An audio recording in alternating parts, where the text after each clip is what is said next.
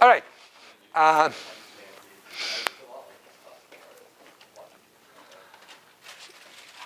So last two classes, the main player were equivalence relations. And they basically behave like equal sign, but just a little bit more relaxed. So, but they have similar property, reflexive, symmetric, intransitive. Today we want to talk about partial orders.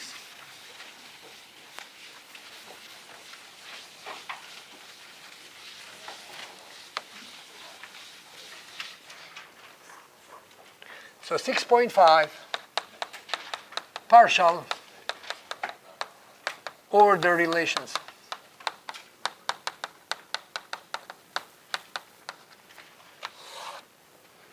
What is this?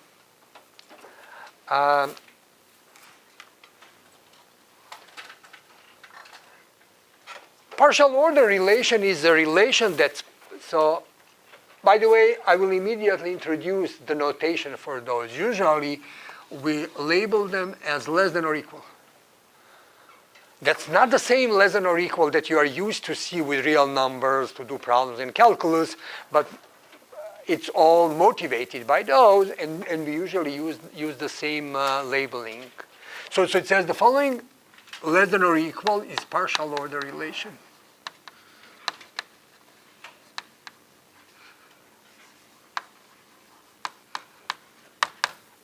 That means that less than or equal is reflexive. It's also transitive, so looks like equivalence relation, but what's the main difference? It's not symmetric. Not only that it's not symmetric, it's anti-symmetric. Very good.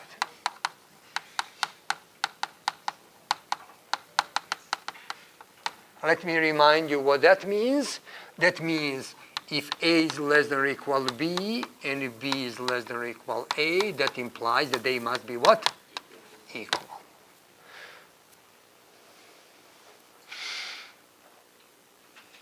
And then you will see in the homework problems, sometimes we use strict partial order relation. In that case, we actually prohibit reflexivity. So what then? If it's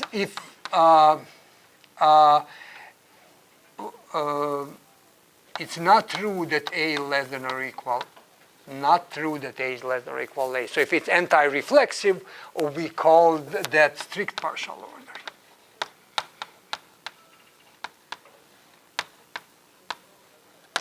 So that is like less than. So those are not reflexive. Okay. So examples.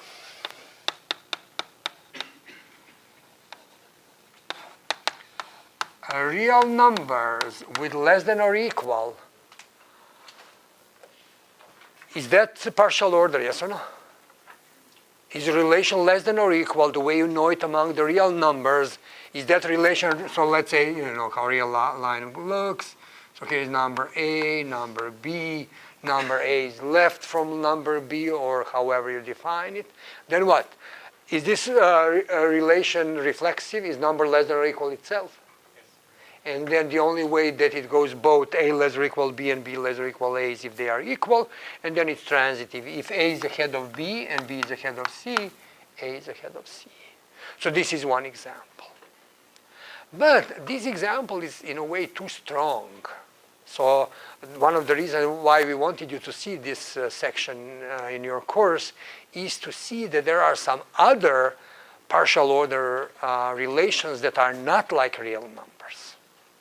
And here is another example. Example 1. Example 2.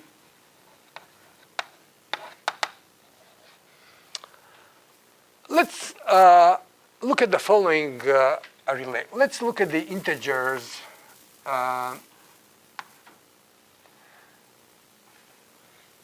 Greater, I'll say here, integers greater than or equal to. Sometimes people use this notation. So integers above 2, and I will use divisibility relation. So positive integers 2 and up, and we want divisibility relation. My question is this partial order? Let me see. Is it reflexive? Is every number contained in itself? Yes or no? What about antisymmetric? If A is a factor of B and B is factor of A among positive numbers, is it true that A equals B? Yes or no? Be careful. Among negative, if I allowed negatives, this would not be true because 3 is a factor of negative 3 and negative 3 is factor of 3. Yes? I'm sorry, I'm a little confused on the notation for so we're talking about all integers that are greater than or equal to 2. Yes. So this means 2, 3, 4, 5, 6, and so on. And then I look at the divisibility. So two objects are related if first object is a factor of the second one. So that's not a 1, that's a 3. What's A? No, that's not 1. That's divisibility relation. It's a bar line. So, is A a factor of A? Yes or no? If A is factor of B and B is factor of A, is A equals B? What if I ask you on the exam to prove me that? And I don't accept, of course. You know, that's not, what's A? Proofs are not common. Proofs, yeah, it's easy, common sense, but little writing by definition, yes. Could you use the quotient remainder theorem to input A and B? I would just go in by definition. I wouldn't even, so what? Assume that A is factor B. Thomas, do you want? Argued by contradiction. I would say that. I wouldn't. No, just write the left side, it will give you the right side immediately. What does it mean that A is factor of B by definition? That B equals what? That B is a multiple of A. Do you agree? And then what? If B is factor of A, that means that A is some other L times B. Make sense? Plug in one into the other. So plug this down. You'll get A equals L times KA. Do you agree? Then I cancel A and A because they are not 0. I get 1 equals K times L.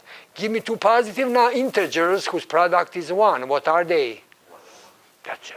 So implies, so since K and L are integers, K equals L equals 1. So what is that telling you? That B equals what? A. This is common sense, but a little more detailed, by definition. That's it.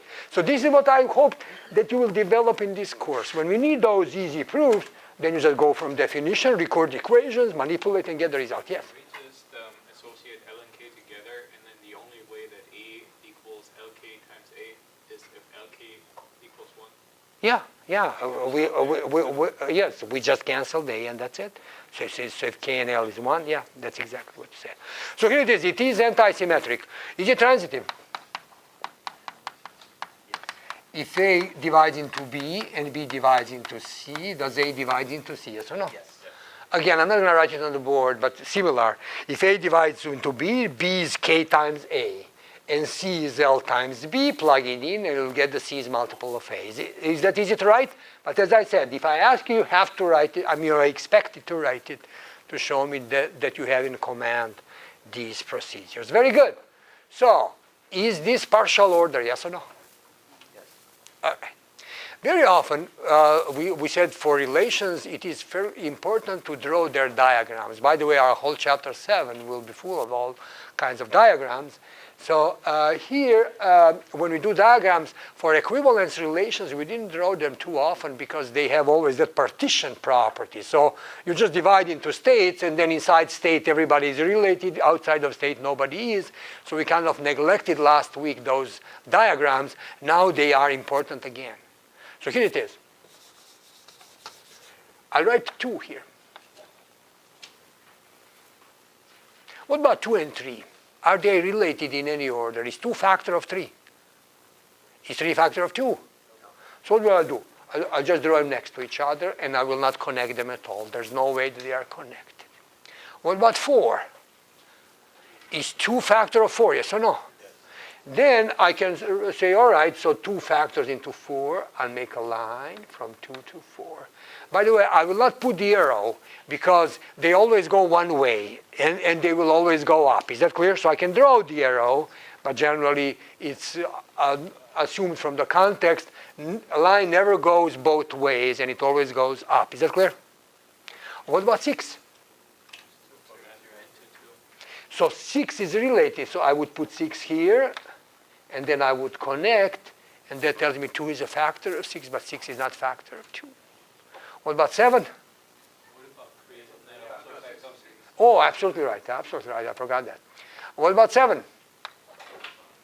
7's on the bottom, unrelated to anyone. So I'm ranking the numbers according to their attitude. Yes. Oh, so 5 is there, and then 6 is there, so 7 comes. What about 8? So yes, but generally we will assume so that we don't connect and make tons of triangles. I'll just rate A, and I will assume that all the triangles are closed, because I know that it's all related, yes. Yeah, so since it's transitive, I know it's transitive, so generally assume that always when I have a path, I also have a closed path. We won't do that again in chapter 7, but here we assume, so here it is, we did some simplification, and that is what? We didn't connect, we should probably connect every element with itself, should we? So no loops drawn. I should, but as I said, they're not helping me to understand things better. So no loops drawn, although they do exist. What else are simplification? No arrows drawn. And what else I didn't do? No triangles closed. Just for simplicity, they are closed. And then it's just a lighter image here. Where would you put 9? Yes, above 3, just here. And then 10, so 10 would be here.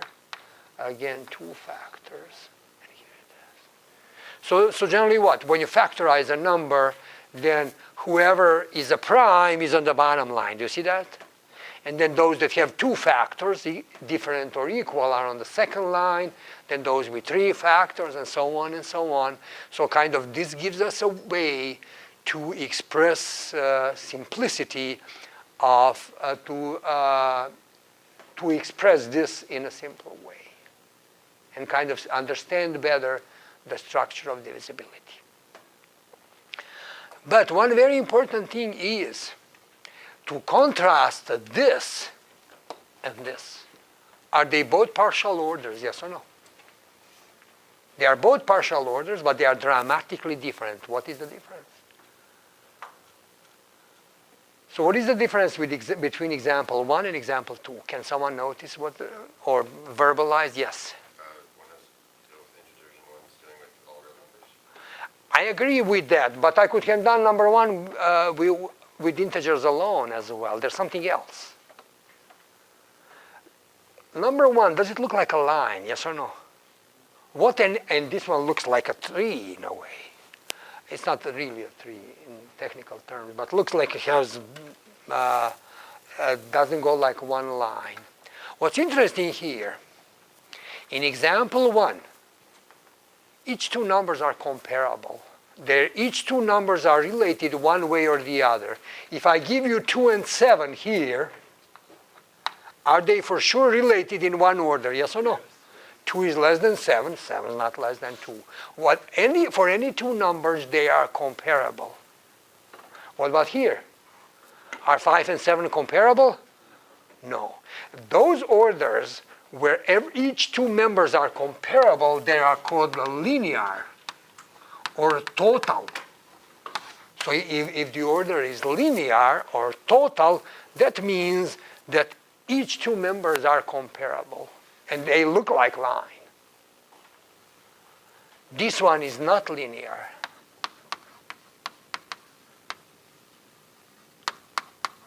Not total.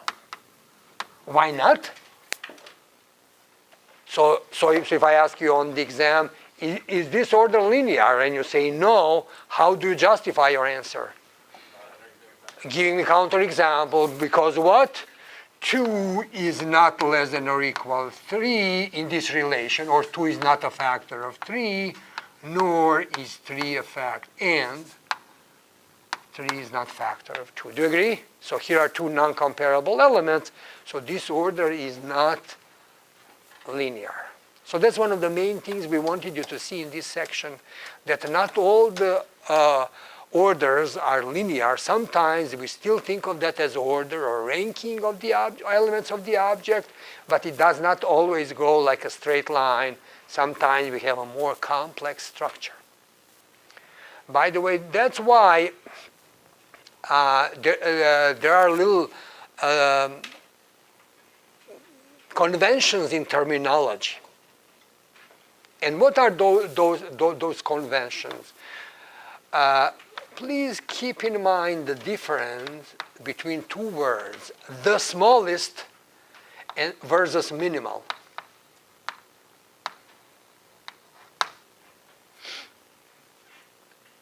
So when we have an order, an element is called smallest. So here it is. So A is smallest. A is smallest if for every x, A is less than or equal x. A is minimal if it's not true that there exists x such that x is less than A.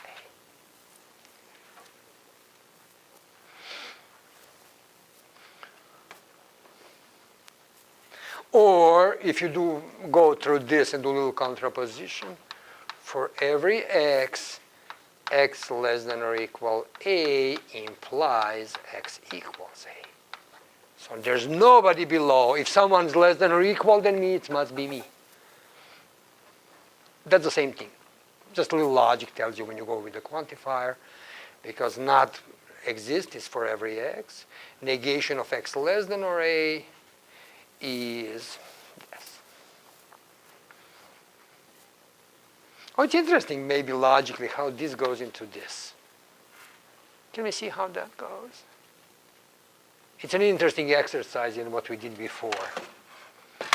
Why don't we write it? Just a little review of logic. So what? Not true that exists x, that x is less than or A, is equivalent with what? Let's go with quantifier. Negation of exist is what? For all x is not true that x is less than A. What is x less than A? We wrote it somewhere here. What does it mean to be strictly less? Strictly less, I read it probably. Yes, so generally for every x, not x less than A means it's not true that x is less than or equal A and x different from A. Because, yeah. And what is this equivalent? For every x, not x less than or equal A, or not x different from 0, from A. And that's equivalent for every x, not x less than or equal A, or x equals A. And then the last move is what? Not P or Q. What is that equivalent with what? Not x equals? Oh, no, Yeah, not different is equal. And then not P or Q is equivalent with what? P implies Q. So if someone's below you, then it must be you. So, let's look at these two examples. I will just change example 1, and I'll just do integers to make them more similar. Z less than or equal. In Z less than or equal, do you have the smallest element? Do you have an element that's left from everybody? No. Why? Whatever you give me, I'll go one step down. Is there a minimal element? Is there an element that has nobody on the left? No. So there's no minimal, there's no smallest. But let me now change example 1 again, example 3. Let's look at the positive numbers. 1, 2, 3, 4, 5, 6. And then less than or equal What can you tell me about this set? Does this set have a minimal element? Does it have smallest element? Sorry. Who is it? Does it have a minimal element? Smallest is actually a much stronger thing than minimal. So if you are smallest, you are automatically minimal and there are no other minimals.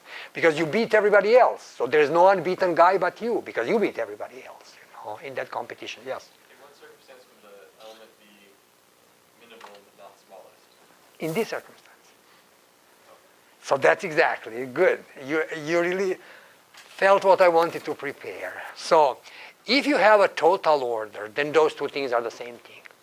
Because if nobody else beats you and you compete with everybody, you are comparable to everybody, that means you beat everybody in that relation. So that, or get beaten, doesn't matter. So if your order is linear, those two things are the same. But if your order is partial, then they are not the same. Why? Is there a smallest element here? Smallest says this element should be factor of everybody else. Is there someone that's factor of every other number? Yes or no? No. Why?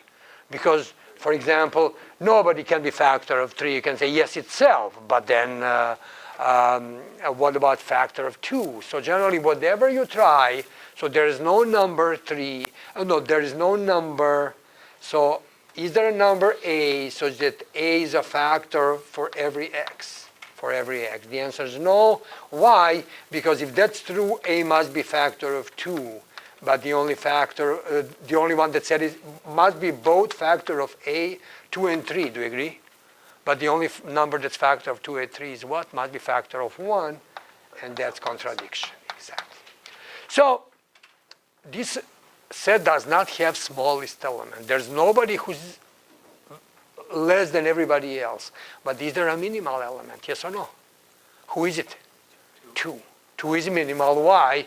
Because there's nobody pushing from below. There's nobody below. So it's just perspective. Minimal says there's nobody below.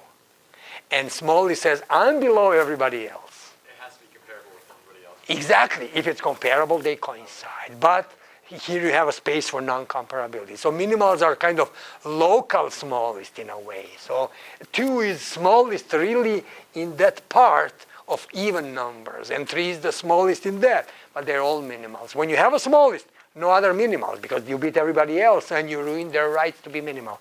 Yes? Say, could you add 1 into your... Yes, I can. People usually don't do it because that one is more making troubles than... People do things in math the way it's convenient for them to get what they need, So 1 would then, I would have the smallest, but some other things would be ruined. So generally, yes. So 1 would be the smallest, yes. And they wouldn't be minimal anymore. That's it. There's someone who beats them, so they are not minimal. Yes? So does that mean that every prime number is a minimal? True. Because actually being prime, you can say, is the same as being minimal in the order of divisibility among numbers about 2. So this is different language to say something arithmetical in terms of relations. Very good. All right. So this is very important. And there's one more thing I'd like to discuss. Again, this is very simple, really, just to include a little terminology. Here is another, actually, partial order that's very important. What is that? That's the one that you will use very often in theoretical computer science courses. And that is the order between the words. So here's another partial order. So more examples. Let's say example 4. Let's do the following. All the words of given alphabet. Let's say alphabet is ABC. Okay? And let's look at all the words of this alphabet. So what do I mean word? It's a string of arbitrary length. What is the shortest word of all? No, the shorter one. Empty word is usually used very often. Empty word. Then what? Singles. A, B, C. Do you agree? So who's next one? A, B, A, C, B, A, B, B, B, C, and so on. There are tons of them. Okay? So here are the words. And we will make the following order between the words. We'll say the following. W1 is less than or equal W2 if W1 is the initial part of W2. Do you understand what that means? So I can describe it more precisely. Yes. So W2 starts with W1? Exactly. So that means you can get W1 by erasing some letters at the end, not randomly, just at the end. So generally, if I have W2, then I decide where to cut it. If I cut this, I'll get W1. You cannot erase wherever you want. W1 is the subset of W2. It's not only subset, be careful. Subset means I can take some and skip some. So this is substring. So it's initial string. That's very important. Exactly. First, if I have 7, cut first 5, first 3. You cannot cut first, third, and 7. No. You have to do initial part. Okay, good. Is this partial order? Is every word less than or equal than itself? Yes or no? Yes, because every word is its own initial part. That means you don't cut anything. You cut empty word. Is that okay? What else? So it's reflexive. Is it anti-symmetric? Yes or no? If one word is initial word of the other one, and the second one is initial word of the other one, that's the same word. And then what? If one word is cut of the other one, and then you make a cut of the second one, is that a cut of the initial cut of the first one? Yes or no? Yes. Yes. So generally, it is transitive. So for example, here is the partial order. And then are there some words that are not comparable? Yes or no? Yes. Are words A and B comparable? No, they have the same length. They are incomparable. So you can make a tree the same one as here. So what would be on the tree? You have empty word as the smallest element, and then you have ABC, and then who do you have here? Everybody that starts with A, which will be what? By the way, that's how we write them usually. AA, AB, AC. Here you have what? BA, BB, BC, CA, CB, CC, and then you keep going. And this is your relation. Does it look nicely organized, yes or no? It looks very symmetric and nice. Full tree and all that. We'll talk about it more again in chapter 7, yes. Why does the empty set point to, or the empty point to A, B, and C? Because you can think that empty set is less than or equal than any word including A. Why? Because erase A. When you initial means erase from the end and whatever's left. If you erase everything, you get empty word. Of course, you can discuss and say, oh no, that's not natural. It's just convenient. Empty word helps you to say theorems nicer, so it's to our advantage, yes. So is the empty the smallest in this case? Yes, it is. You're absolutely right. It doesn't really look that linear. It is, What say?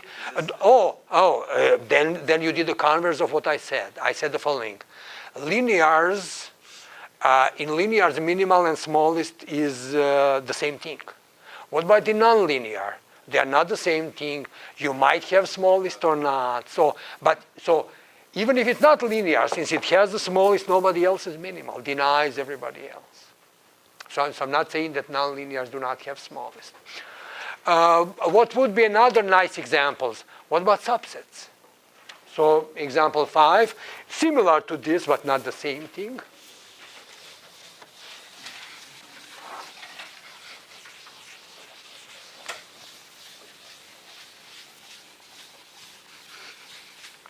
Example 5. Will that be 5 or? Yeah. 5. I'm not following the same order of examples like in my notes, but basically the same thing. What about this? Let's look at the power set of the set ABC and the relation subset. Is that partial order? Who's in there? What are the subsets of ABC? Do we know how many of them are there? Yeah, there's 8. 8. So who are they? There's empty set. And then who's there? Singletons, ABC. Are they comparable or they are not comparable?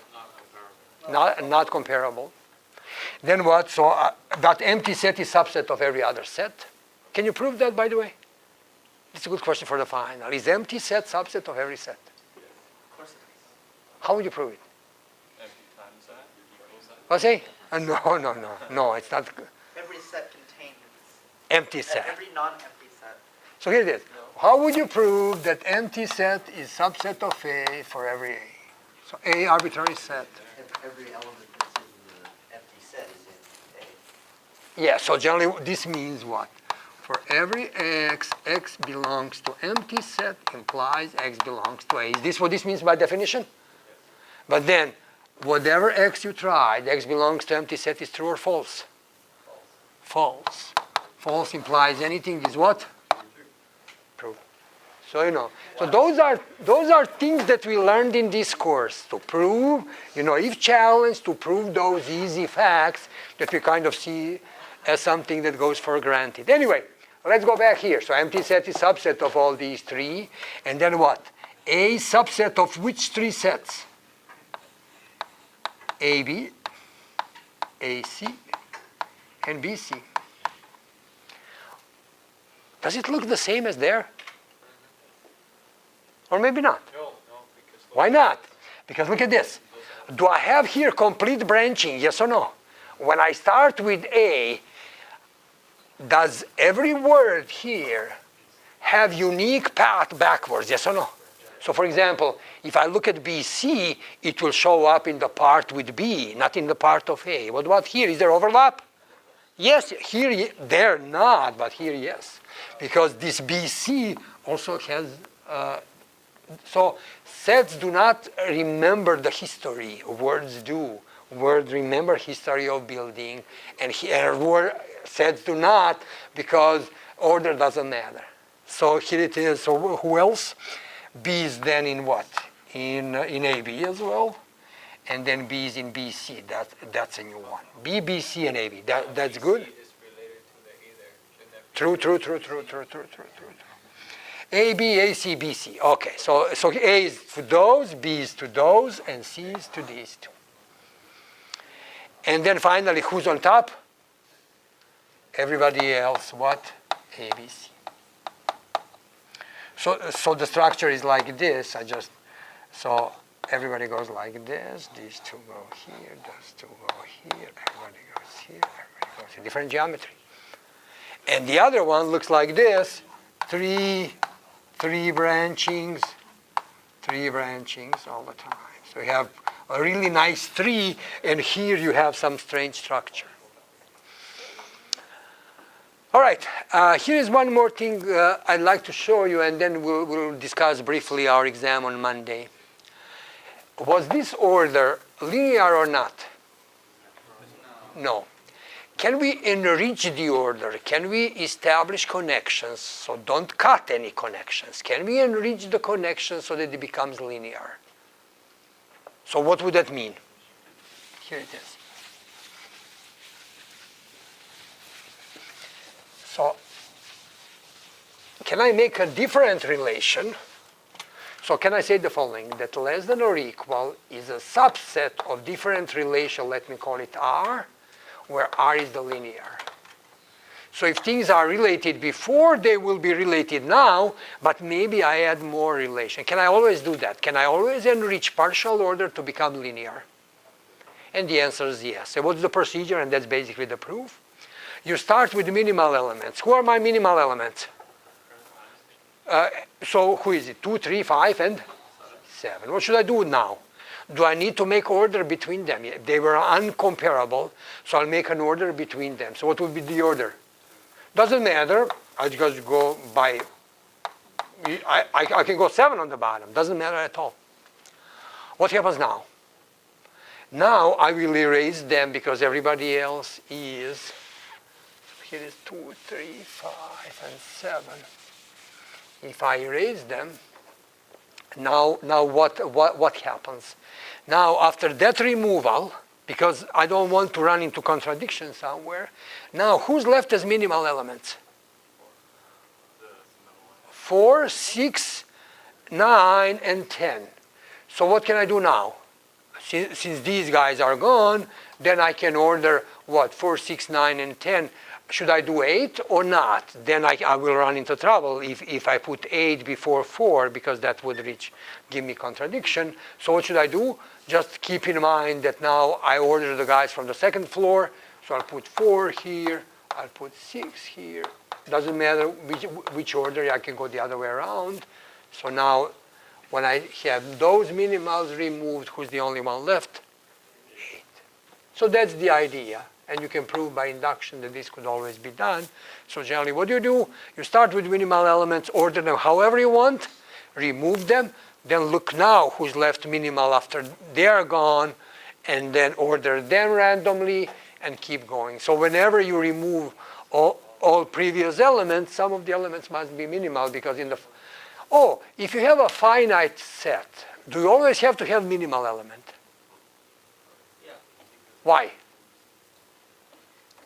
Because what? If there's any lower element, it's not in the set. If you have a finite set, does it always need to end up with a minimal element or not? Yes, it does. Why? Let's say that there are 100 elements. I pick first one, and I look and say, are you minimal or not? And then what? If he has a lower element, he's not, so I'll throw it away. And I say, oh, you are my favorite candidate. And I ask him, are you minimal? And then what? If he's minimal, that's it. If he's not, what do? Someone has to beat it, throw it away, and then how many times can I do this business? Length of the number of elements, 100 times. So at the end, I have to find someone who will say, yes, I am minimal. That's it. Because otherwise, as long as someone's not minimal, you can continue a procedure. Procedure has to stop, then that's it. So you always must have minimal. That's why I say, when you remove certain level of minimals, then in the new set, there must be at least one minimal again or more, then all those minimals order and so on. Kyle, you had a question or comment? What if all the elements in the set are comparable? Like, what if your set was 2, 3, 5, and 7, and you were looking for? They're all minimals. No. Yeah. Well, so you need at least one, but you can have. Of course, yes. Why do what I want to say, why am I always guaranteed one minimal element? In the finite set, you are always. In infinite, no. Take integers. They don't have minimal. You can always go deeper. But as I said, you can go deeper, only finitely many times. At the end, And then you get n, which is length of that. yeah. You have a question or comment? Someone? No, just random. That's the story. So that's the story about partial orders. It was fairly simple. Let me summarize. The main thing is that it's precisely defined. So reflexive, antisymmetric, and transitive. Some of them are linear, some of them are not. And then we had some examples. If they are not linear, then you can enrich them. That means add more arrows so that they always become linear. And here is some sketch of the proof or procedure or algorithm how to do it. All right, let's now comment quickly about our exam. I already warned you there is little difference between all the exams and yours. And the difference is on the old exam, because this is the first time this course has 4 credits. So one of the differences is, before we would teach this the last day of classes. So then on the exam 3, I couldn't ask partial orders. So if you look at the old exams, there was never a question from this section 6.5. Now you will have it. Is that clear? Not a big deal, but don't be surprised. So you have to learn this material. So generally it's very possible that there will be 10 problems. So let's see the structure. Half of it should be chapter 5 and half of it's chapter 6, roughly. So first we do recursion, remember that? So what is this? Problem number 1 here is actually probably the hardest one in the whole exam. Why? Because it's just the one that's word problem. You need to design a recursive relation, and that's not always easy. Or there is a story, it's not maybe one. One, I already gave a recursive relation, and you need to use iteration. We talked about this one. So, no, you can do whatever method you want. Yeah. Yeah. No, this was more like a hint than obligation. If you have alternative methods, do it yourself. So here, a relation is given, a recursive relation, and you are asked to find explicit formula using recursive, using iteration, although you can do this in other ways, actually, yes. Yes, and then do non-homogeneous. It's very true. All right. Then problem number 2 is the one that you had on the quiz. So that's one of those partition ones, one of the examples that we studied seriously. Instead of that one, what can I ask you? Can I ask you Tower of Hanoi? I never showed you no, I did, quickly somewhere. Yes, Tower of Hanoi, I ask you in how many ways. So that could be the answer. Or it could be with words. I like those with words. How many words do not contain this sequence, that sequence? That's what you see very often in your courses in theoretical computer science. And then this is just to call partition formula. This was fairly easy. What happens with problem number 3? There will be at least 2 problems where you basically need to repeat that procedure from differential equations. That means characteristic equation, initial conditions. Those are very easy. The only thing that you need to keep in mind is what? Yes, single root or multiple root. Remember that all? So there are procedures. So that's probably the easiest part of the exam, and students usually do very well on it. Here is the other sequence again, quadratic and all that.